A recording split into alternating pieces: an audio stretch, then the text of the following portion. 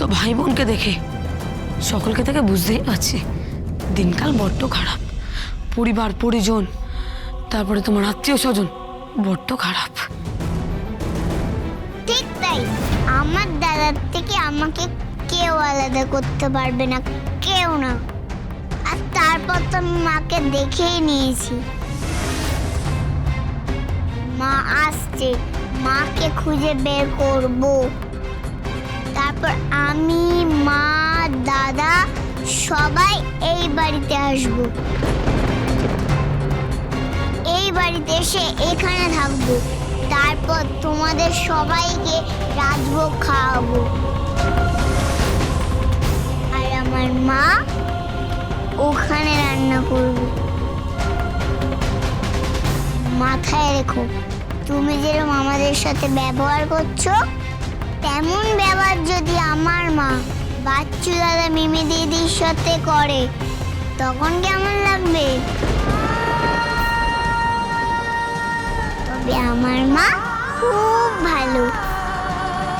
মা সেরকম করবে না, সেটাও আমি জানি।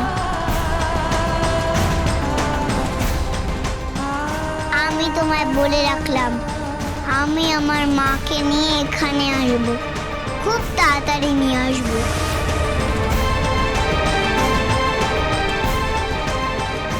চল দাদা।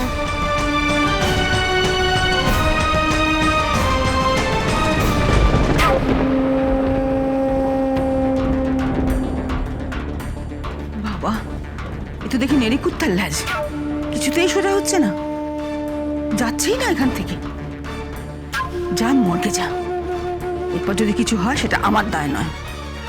এর কপালে যে কি আছে ব্রহ্মাই জানে।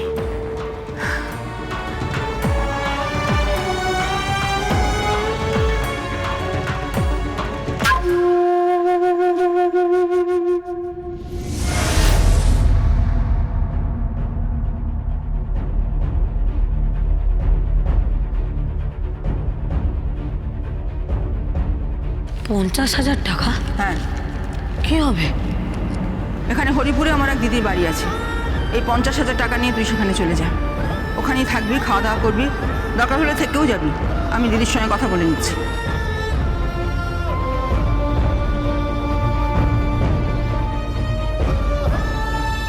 ওরা যা নাটক শুরু করেছে বন্ধন, তাতে তোরা দুজন আলাদা হয়ে যাবি। তুই একদিকে, রাখি আরেকদিকে হয়ে যাবি। যদি সেটা মেনে নিতে পারিস তাহলে কিন্তু থাক। তখন যেন বলিস না আমাকে যে ঠিমা তুমি আমার নিজের লোক ছিলে, আমার আপনজন ছিলে, আমাকে আগে কেন জানাইনি। তাই এখনো বলছি, সময় থাকতে থাকতে এখান থেকে চলে যা।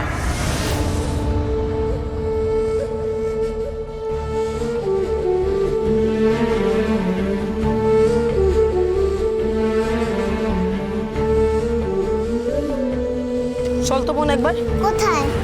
উকিল কাকুর বাড়ি যাবো, চল। ওহো, sorry sorry, I am extremely sorry. না, বসুন বসুন বসুন। Thank you. মানে আমি একটু কয়েকদিনের জন্য কলকাতার বাইরে গিয়েছিলাম। হ্যাঁ, আমি শুনেছি। বাট আই মাস্ট সে আপনার অ্যাসিস্ট্যান্ট কিন্তু খুব এফিশিয়েন্ট। একদম রাইট টাইমে, আই মিন প্রপার টাইমে স্টে অর্ডারটা নিয়ে এসেছিল। আসলে আমি নিজে আপনার কেসটা নিয়ে মুভ করতে পারিনি। আমার নিজেরই একটা ব্যক্তিগত কেস নিয়ে আমি খুব ডিস্টার্বড আছি আর কি। ও, তা এখন কি করতে হবে? না না, কোনো প্রবলেম নেই। মানে আমি অসিতকে বলে দিচ্ছি, ও ও আপনার মুভ করবে। এমনিতে খুব সিম্পল কেস। আর যদি কোনো প্রবলেম হয় আমাকে যোগাযোগ করবেন। Thank you so much. আমি তাহলে আজ উঠি। ওকে।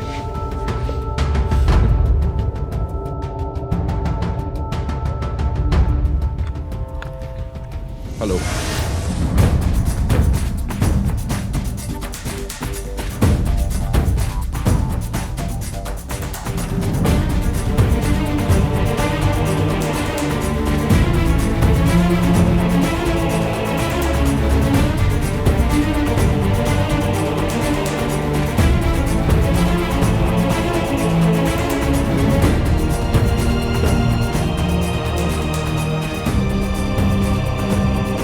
আসবো উকিল কাকু?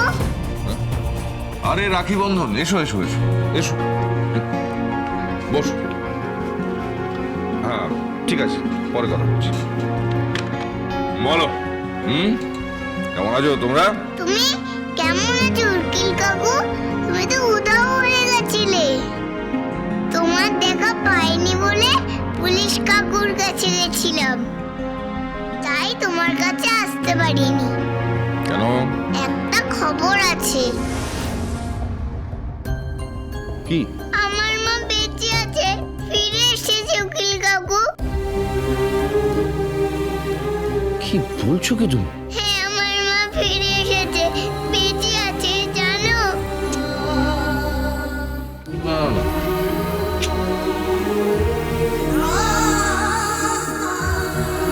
এটা আমি বিশ্বাস করতে পারছি না। দাদাকে জিজ্ঞেস করো, দাদাও বিশ্বাস করতো না।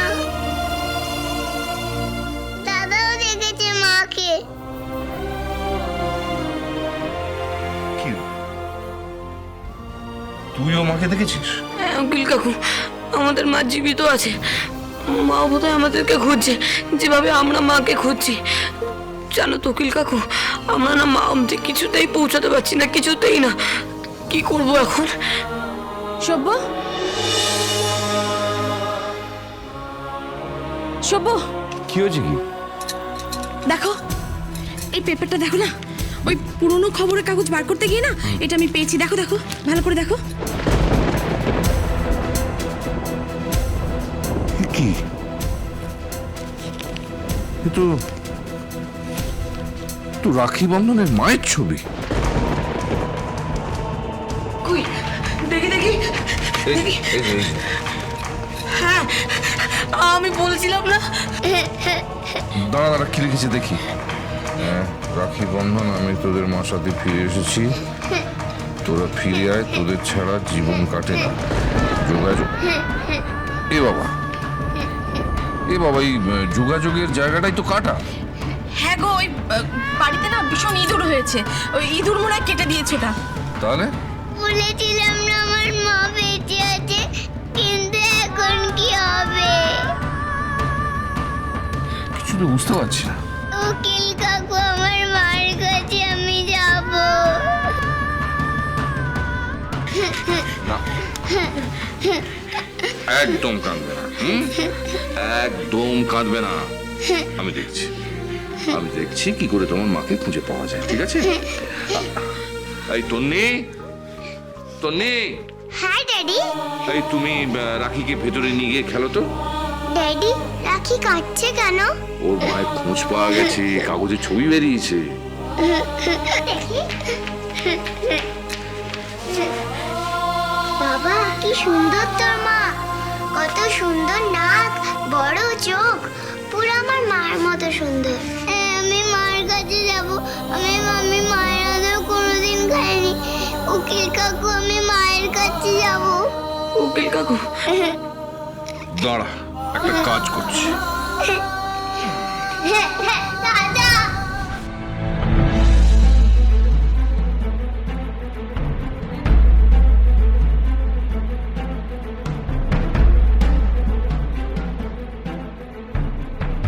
অসিত, শোনো না, আমি একটা ওই খবরের কাগজে একজন একটা ছবি তুলে তোমাকে পাঠাচ্ছি মোবাইলে। হ্যাঁ হ্যাঁ, তুমি তারিখটা দেখো আর জানো যে ওই বিজ্ঞাপনটা কে দিয়েছিল বা কারা দিয়েছে।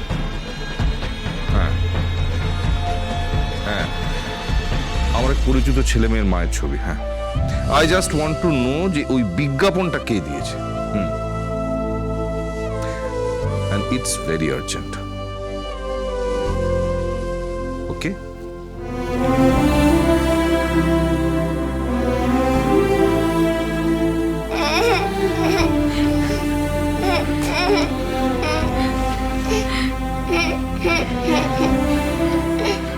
আয়,